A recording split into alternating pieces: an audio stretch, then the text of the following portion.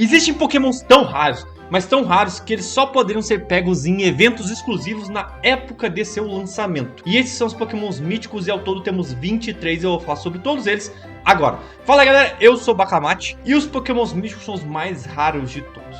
Além de ter poucos, como eu falei que só tem 23 ao todo, cada um deles lançou apenas por eventos. Você só conseguia pegar por eventos. E eventos na época em que ele lançou e era exclusivo no Japão. Então quase ninguém conseguiu pegar um Pokémon mítico. Mas muitos deles provavelmente tu conhece e alguns não.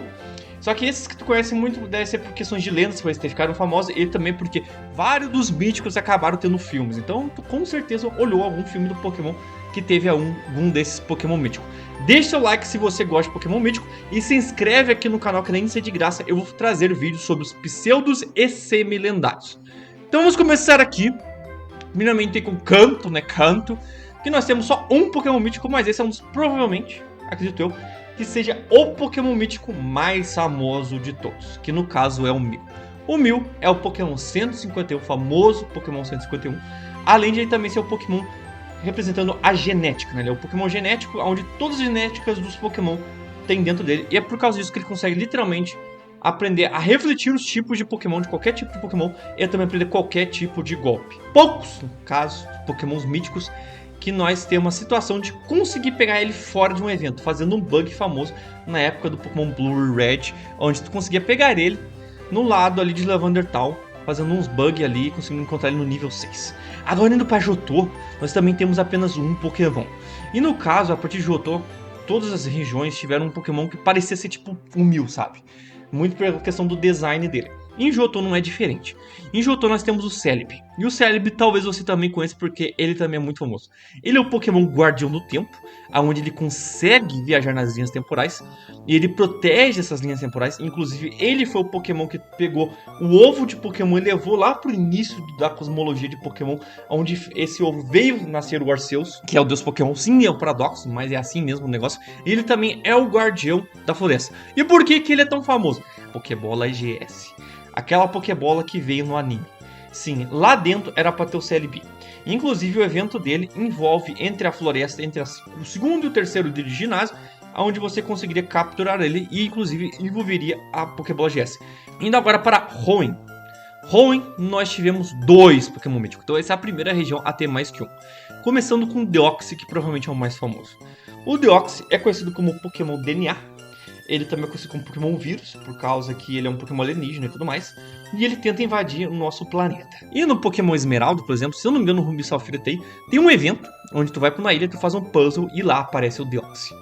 E ele é bastante famoso por causa disso. Mas o Deoxys é o primeiro Pokémon mítico que você consegue, realmente de forma oficial, sem nenhum bug, sem nenhum cheat, nada, conseguir capturar ele durante o jogo. Às vezes temos um outro Pokémon mítico que também teve um filme, só que ele acabou sendo um pouco mais esquecido, que é o Jirachi. E o Jirachi, tu conseguia pegar ele de formas de bugs, era possível, com cheat também, numa pedra branca ali perto daquela torre. Então tu conseguia pegar ele lá, e ele é o Pokémon Desejo, envolvendo também a Estrela Cadente. Agora indo em Sinnoh, em Pokémon Diamond e Pearl, em Diamond e Pearl foram a região que focou na cosmologia de Pokémon, e também é onde trouxe maior quantidade de Pokémon lendários, e Pokémon míticos não foi diferente. Começando aqui, que provavelmente é um dos mais famosos, que inclusive você provavelmente conhece, pois ele tem um design muito bonito, ele também teve um filme, que é o Darkrai. O Darkrai, ele é praticamente um Pokémon pesadelo, e também um Pokémon que envolve trevas e coisas assim. E ele também tinha um evento bastante famoso lá numa cidade exclusiva dele. Agora outro Pokémon, esse talvez não é muito conhecido, mas ele teve no filme 9, focado nele, que é uma porcaria. Nossa, esse filme é ruim, muito ruim. Ele chama Manaphy. Manaphy é o príncipe do mar, conhecido também como Pokémon genético do mar, porque os Pokémons aquáticos, todos eles têm envolvimento com a sua genética. Então ele é basicamente meio que um ajudante do Mew, fazendo o papel do Mew aqui nessa geração. Continuando, tem um Pokémon mítico, que muitos não consideram ele mítico. E ele inclusive é o Pokémon mítico mais fraco de todos, né? Ele é extremamente fraco. Que no caso é o Phione, e o Phione é literalmente o filho da Manaphy. Tem vários Phione por aí. Ele já apareceu, a decorrer, se não me engano, do anime. E ele não tem nada especial além de ser o filho do Manaphy. É isso. E ele é muito fraco.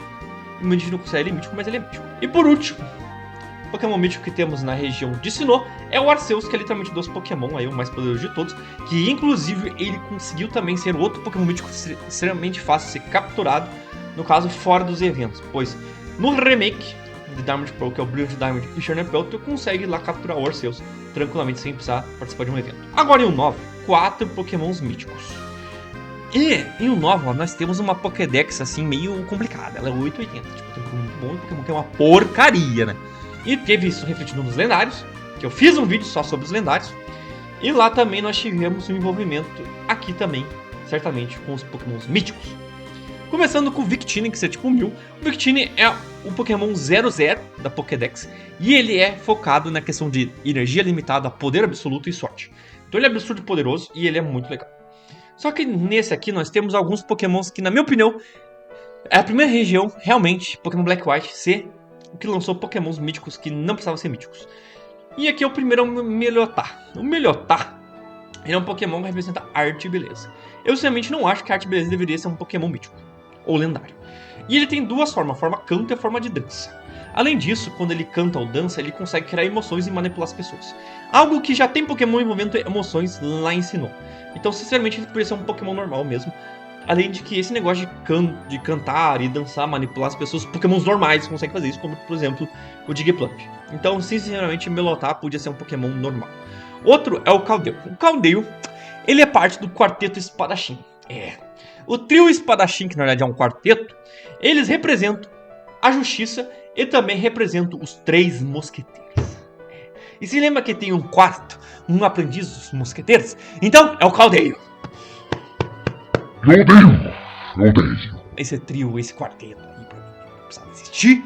Mas nós temos o último aqui no Pokémon Black White, que é Genesectic. Genesectic, ele tem uma ideia muito legal. Você sabe que Mewtwo é um Pokémon lendário que foi criado pela equipe Rocket, né, pelos seres humanos. Então tinha que ter um mítico assim. E foi o Genesectic. Genesectic é o Pokémon cibernético, um Pokémon extremamente tecnológico. Ele é um fóssil modificado do time Plasma. Então ele é um Pokémon criado pelo time Plasma. E ele consegue colocar discos que mudam os seus golpes, né? Mudam os seus tipos de ataque. Ele é bem legal. Agora em Kalos, a região de Pokémon XY, precisamente temos Diancie. Diancie é o Pokémon Gema, é o Pokémon representando os cristais, os diamantes e tudo mais. E ela também tem uma versão Mega. E obviamente ela também tem um filme de Pokémon. E a versão Mega dela virou Carbink. E eu acho esse Pokémon sensacional, inclusive a personalidade dela no filme é top. Outro que é muito legal é o Rupa. O Rupa, ele é a versão do Jin, sim. O Jin, aqueles gênios malignos que nós temos na mitologia árabe. E ele tem duas formas. A forma condenada, que é a forma mais fraca dele, limitada, onde ele consegue usar anéis para conseguir se transportar, capturando pokémons ou pessoas, e basicamente conseguindo meio que acabar deformando a força espaço e tempo ali, né?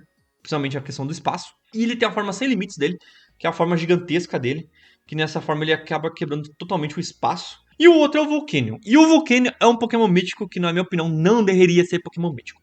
Ele caberia, tipo, perfeitamente em um semi ou pseudo lendário. E ele é um Pokémon Vapor. Por quê? Porque ele é um Pokémon focado em fogo e água. Assim, ele é o único Pokémon tipo fogo e água. E ele envolve coisas com erosão e vapor e tudo mais. E por causa disso ele é Pokémon mítico. Não devia, tá ligado? Não devia, mas ele é. E o filme dele é bem mediano.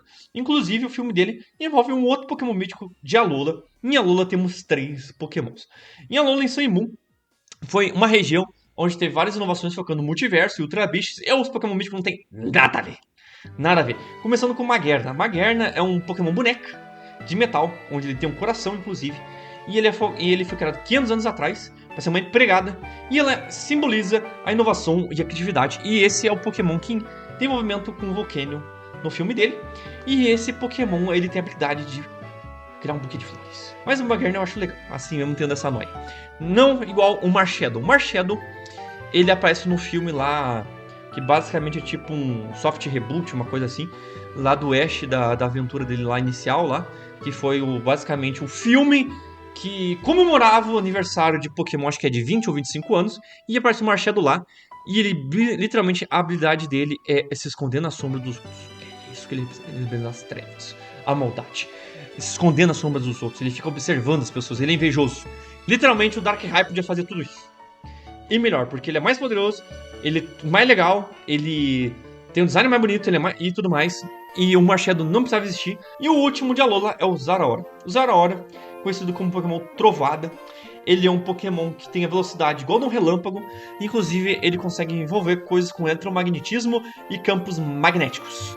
É basicamente isso, a lore dele não tem mais nada. E ele teve um filme muito paia lá, que eu acho que é o Pokémon 19, eu acho que foi 19, foi 20, eu não me lembro.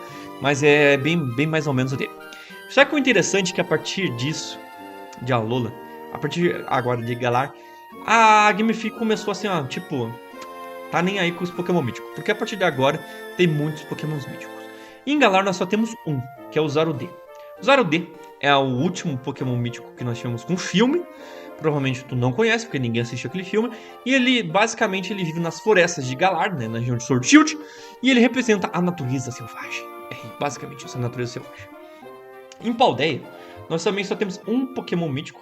Em Scarlet Violet, no caso, esse Pokémon mítico ele só veio na DLC do Pokémon Violet. Aquela DLC bem legal, onde nós temos os heróis da vila, né? Que são 3 Pokémon lendários, que na verdade não são os heróis da vila.